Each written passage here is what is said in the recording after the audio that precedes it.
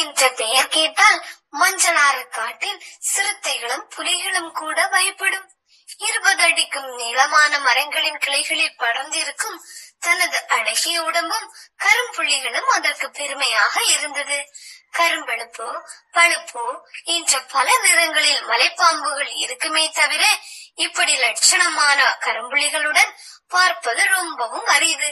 மலைப்பாம்புகள் பொதுவாக பறவைகள், முயல் போன்ற சிறிய பிராணிகளை பிடித்து உண்ணும். சில சமயம் மான் போன்ற சற்று பெரிய விலங்குகளையும் கூட தாக்கும். ஆனால் குரட்டை சற்று வித்தியாசமானது. காட்டெருமை, கன்று, சிறுத்தை போன்றவற்றை கூட தனது குரட்டை பிடியில் நுறுக்கி எடுத்துவிடும். அதனால் அதற்கு குரட்டை என்று பெயர் வழங்கி வந்தது. குரட்டை தனது தலையை ஒரு கிளையின் மீது வைத்தபடி ஆற்றங்கரையே பார்த்து கொண்டிருந்தது.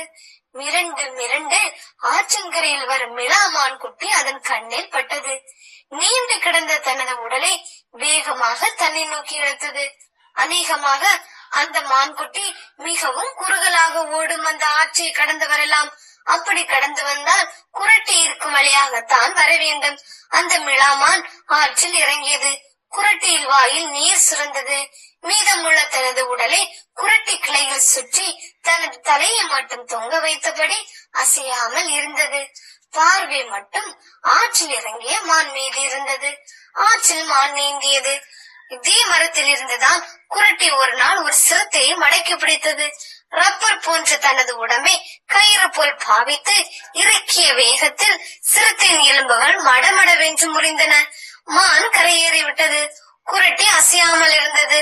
அந்த மரத்திற்கு அருகாமையில் வந்த பாதையில் சுற்றி பார்த்தபடி நடந்து வந்தது அந்த மான். சொல்லி வைத்தது போல் அந்த மரத்தடியில் வந்து நின்றது. குரட்டை மான்குட்டியின் கழுத்தில் மாலையாய் விழுந்தது. அம்மா என்று கதறியது மான்குட்டி. எதிர்பாராத தாக்குதலால் நிலை குலைந்து போனது. அப்படி இப்படி கூட அசையாமல் நின்றது. குரட்டிக்கு கூட ரொம்ப ஆச்சரியமாகத்தான் இருந்தது. குரட்டி அதன் முகத்தை பார்த்தது பாவமாக இருந்தது. அதற்குள் குரட்டி ரப்பர் போன்ற தனது நீண்ட உடலால் மானை சுற்றியது. மான் தேம்பி தேம்பி அழுதது. அதன் கண்களில் நீர் வழிந்தது. குரட்டை இப்படி திடீர் தாக்குதல் நடத்தும் போது எந்த ஒரு மிருகமும் இதனிடம் தப்பிக்க போராட்டம் நடத்துமே தவிர அப்படி இப்படி அழுது ஆர்ப்பாட்டம் செய்யாது. ஆமாம், ஏன் அழுகிறாய் என்றது குரட்டி. மான் தனது அழுகையை நிறுத்திவிட்டு உறுதியான குரலை சொன்னது. இப்போது சாவு என்பது எனக்கு நிச்சயமாகிவிட்டது. சாவு முன்னர் அம்மாவின் உயிரை காப்பாற்றிய பெருமையாவது உன்னை சேரும். நீங்கள் மனது வைத்தால் எனக்கு உதவலாம் என்றது. நான் எப்படி உதவ முடியும் என்றது. மொட்டைச்சியாமன் பாறைக்கு சென்று நாவல் பழங்களை எடுத்து என் அம்மாவிற்கு கொடுத்து விட்டு மீண்டும் இங்கு வந்து சேருகிறேன்.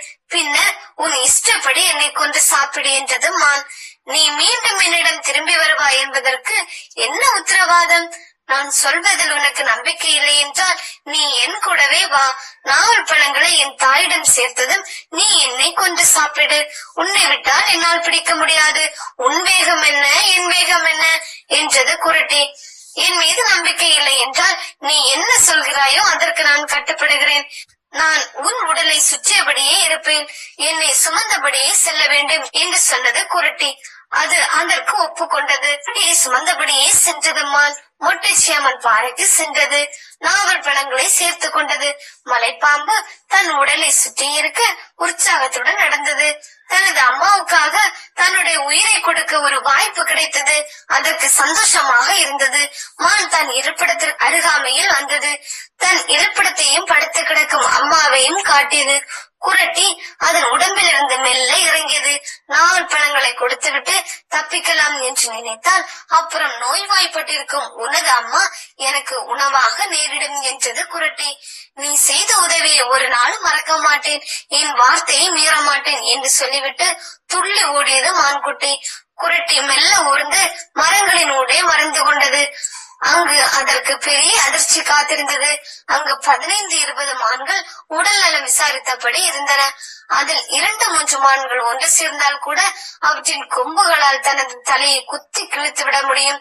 இப்படித்தான் சென்ற வாரம் ஒரு மலைப்பாம்பை 2 பெரிய மிளாமான்கள் கொம்பினால் நசுக்கி எடுத்து விட்டன. அந்த மலைப்பாம்பு அங்கேயே உயிரை விட்டது. பயம் என்றால் என்னவென்று தெரியாத குரட்டிக்கு கூட கொஞ்சம் நடுக்கமாகத்தான் இருந்தது. கையில் கிடைத்ததை விட்டுவிட்டோமோ என்று கூட ஆதங்கமாக இருந்தது. எதற்கும் ஜாக்கிரதையாக இருப்பது நல்லது. குரட்டி பெரிய தனது உடலை வளைத்து நெளித்தபடி மறைவிடம் நோக்கி நகர ஏதோ அரவம் கேட்டது. அதே மான்குட்டி தனியாக வந்தது. என் கடமை முடிந்தது. எனது வார்த்தையை நான் காப்பாற்றி விட்டேன். உனக்கு எனது நன்றி என்று சொன்னவாறு குரட்டியின் முன்னால் வந்து நின்றது மான்குட்டி. குரட்டியின் முரட்டு தோலையும் மீறி அதன் உடல் புல்லரித்தது. என்னை பற்றியா சொன்னாய் என்றது குரட்டி. இல்லை, எனக்கு உதவி செய்த உன்னை காட்டி கொடுக்க மாட்டேன். உன்னை கொஞ்ச தின போகும் நான் எப்படி உனக்கு உதவியவன் ஆவேன்? நீ சொன்னது சரிதான். ஆனால் நீ உதவாவிட்டால் என் அம்மாவை காப்பாற்ற முடியாது போயிருக்கும். பெற்றோருக்காக தனது உயிரை தருவதை விட பெருமை தரக்கூடிய விஷயம் உலகத்தில் வேறு என்ன இருக்க முடியும்? குரட்டி தனது தலையை மெல்ல உயர்த்தி மான்குட்டியின் கண்களில் வளைந்த கண்ணீரை துடைத்தது. தாய்க்காக தனது உயிரை தர துணிந்த உன்னை வணங்கினாலே எனக்கு பெருமை என்று சொல்லியபடி குரட்டி அதனை உயிரோடு விட்டு சென்றது. மான்குட்டி குரட்டியை ஆச்சரியமாக பார்த்தது. மரக்கிளைகளை தவள அதன் உடம்பின் கரும்புள்ளிகள் வைரமாக மின்னின.